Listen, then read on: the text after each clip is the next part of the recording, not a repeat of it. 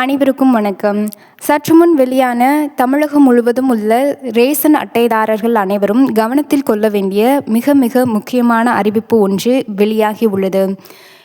நீங்கள் தங்களது ரேஷன் கார்டில் இத்தகைய சேவையை செய்யவில்லை என்றால் உங்களுக்கு ரேஷன் பொருட்கள் அல்லது ரேஷன் கார்டே தடை செய்யப்படுவதற்கு வாய்ப்புள்ளதாக கூறப்படுகிறது. இதை பற்றிய விரிவான விளக்கத்தை வீடியோவில் காணலாம். வீடியோவை கடைசி வரை ஸ்கிப் செய்யாமல் பார்க்கவும். நமது வீடியோவை இதுதான் முதல் முறையாக பார்ப்பவராக இருப்பின் கவர்மெண்டிலிருந்து வரும் முக்கியமான அறிவிப்புகள், சலுகைகள், இலவசங்கள் உடனுக்குடன் நோட்டிஃபிகேஷனாக வருவதற்கு நமது சேனலை சப்ஸ்கிரைப் செய்து பக்கத்தில் உள்ள பெல் ஐக்கனும் கிளிக் செய்து கொள்ளுங்கள். மறக்காமல் இந்த வீடியோவிற்கு லைக் செய்து விடுங்கள். வாங்க வீடியோக்குள்ள போகலாம்.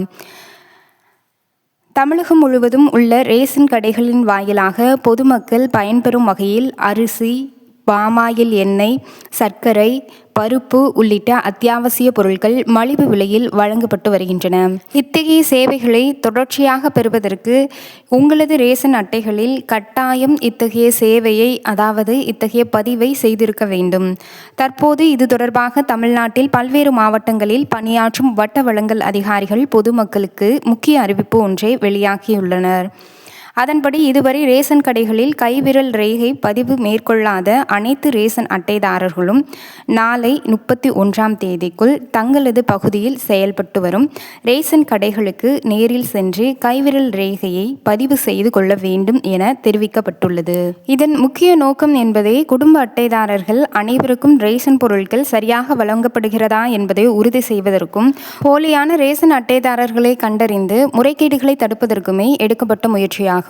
மேலும் மாதாந்திரம் மகளிர் உரிமை தொகை திட்டத்தின் கீழ் ரூ.1000 பெற்று வந்த அனைவரும் உயர்த்தப்பட்ட தொகையான, அதாவது மறுசீரமைப்பு செய்யப்பட்ட மதிப்புமிகு மகளிர் உரிமை திட்டத்தின் கீழ் மாதம் ரூ.2500 பெறுவதற்கு தகுதியான நபர்கள் தேர்ந்தெடுக்கும் முயற்சியில் இத்தகைய செயல்முறையானது கட்டாயமாக்கப்பட்டுள்ளது.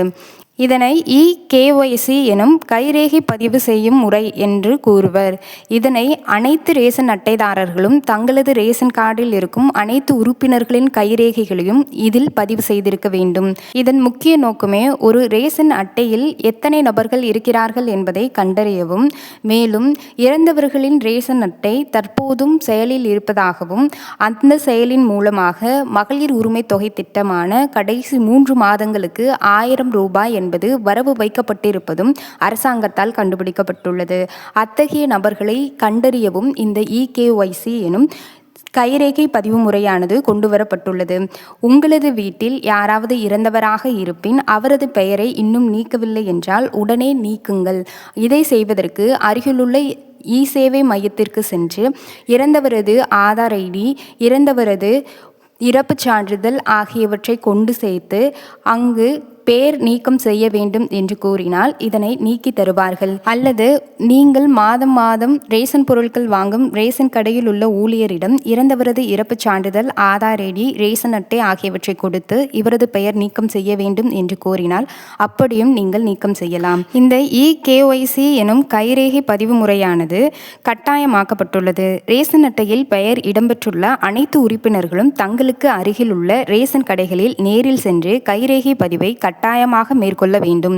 குடும்ப உறுப்பினர்களில் யாரேனும் பதிவு செய்யாமல் இருந்தால் ரேஷன் பொருட்கள் பெறுவதில் சிக்கல் ஏற்படக்கூடும் என்பதால் அனைவருமே குறிப்பிட்ட காலக்கெடுவிற்குள் கைரேகை பதிவை செய்ய வேண்டும். முதலில் உங்களுடைய ரேஷன் கார்டுக்கு இ-KYC நடைமுறை நிலுவையில் உள்ளதா என்பதை அறிய சம்பந்தப்பட்ட ரேஷன் கடையை தொடர்பு கொண்டு அல்லது நேரில் சென்று உறுதி செய்து கொள்ளுங்கள். நிலுவையில் இருப்பது தெரிய வந்தால் குடும்ப அட்டையில் இடம்பெற்றுள்ள அனைத்து உறுப்பினர்களுமே உடனடியாக கைரேகை பதிவை மேற்கொள்ள வேண்டும். நீங்கள் பணி நிமித்தமாகவோ அல்லது தொலைதூர பயணத்தின் காரணமாகவோ வெளியூரில் வசிப்பவராக இருப்பின் உங்களது அருகிலுள்ள ரேஷன் கடைகளுக்கு சென்று உங்களது ரேஷன் அட்டையை கொடுத்து அதில் இ-KYC எனும் கைரேகை பதிவை உங்களது குடும்ப உறுப்பினர்கள் அனைவரும் செய்து முடிக்கலாம். இது தமிழக அரசால் வழங்கப்படக்கூடிய முக்கியமான சலுகையாகும். இத்தகைய இ-KYC கைரேகை பதிவு முறையை யாரேனும் செய்யாவிட்டால் பிற்காலத்தில் ரேஷன் பொருட்கள் பெறுவதில் சிக்கல் ஏற்படுவதுடன் ரேஷன் கார்டு தொடர்பாக நடவடிக்கை எடுக்கவும் வாய்ப்புள்ளதாக அதிகாரிகள் தெரிவித்துள்ளனர். வருகிற ஜூலை 31ஆம் தேதிக்குள் இத்தகைய சேவையை நீங்கள் முடிவு செய்திருக்க வேண்டும். ஆனால் அரசிடமிருந்து எந்த ஒரு கட்டாய அறிவிப்பும் 31க்குள் கட்டாயம் முடித்தாக வேண்டும் என்று ஒரு சில மாவட்டங்களில்தான் குறிப்பிடப்பட்டுள்ளதே தவிர்த்து அரசிடமிருந்து அனைத்து மாவட்டங்களுக்கும் குறிப்பிடப்படவில்லை என்பதால் ஆகஸ்ட் 1ஆம் தேதிக்கு மேல் கூட உங்களது இந்த EKYC எனும் கைரேகை பதிவை நீங்கள் முடித்து கொள்ளலாம்.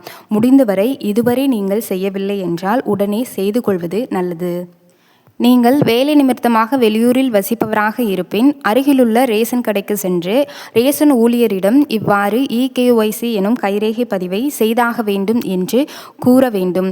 அதன் பிறகு உங்களது ரேஷன் அட்டையில் இருக்கும் அனைத்து நபர்களுக்கும் சரியான நிலையில் EKYC இருக்கிறதா என்பதையும் சரிபார்த்து கொள்ள வேண்டும். இது முக்கியமான ஒன்று. ஒரு வீட்டில் 7 நபர் இருந்தாலும் அவர்களது 7 நபருடைய EKYC எனும் கைரேகை பதிவு செய்வது அவசியம். அதேபோல் ஒருவரது பெயர் 2 ரேஷன் கார்டுகளில் இருப்பின் உடனே ஏதாவது ஒரு ரேஷன் கார்டில் இருக்கும் அந்த பெயரை நீக்கம் செய்ய வேண்டும். ஏனென்றால் ஏதேனும் ஒரு பெயர் 2 ரேஷன் கார்டுகளில் இருப்பதாக தகவல் வந்தால் ரேஷன் கார்டுகள் ரத்து செய்யவும் வாய்ப்புள்ளது. ரேஷன் கார்டுகள் வாயிலாக அரசிடமிருந்து வரும் முக்கிய சலுகைகள் தடைபடுவதற்கும் வாய்ப்புள்ளது. இத்துடன் இத்தகவல் முடிவடைகிறது. தகவல் பயனுள்ள வகையில் இருந்தால் ஒரு லைக் செய்யவும். தொடர்ச்சியாக கவர்மெண்டிலிருந்து வரும் முக்கியமான அறிவிப்புகள், சலுகைகள், இலவசங்கள் குறித்த அறிவிப்புகளை தெரிந்து கொள்ள நமது சேனலை சப்ஸ்கிரைப் செய்து கொள்ளுங்கள். நன்றி, வணக்கம்.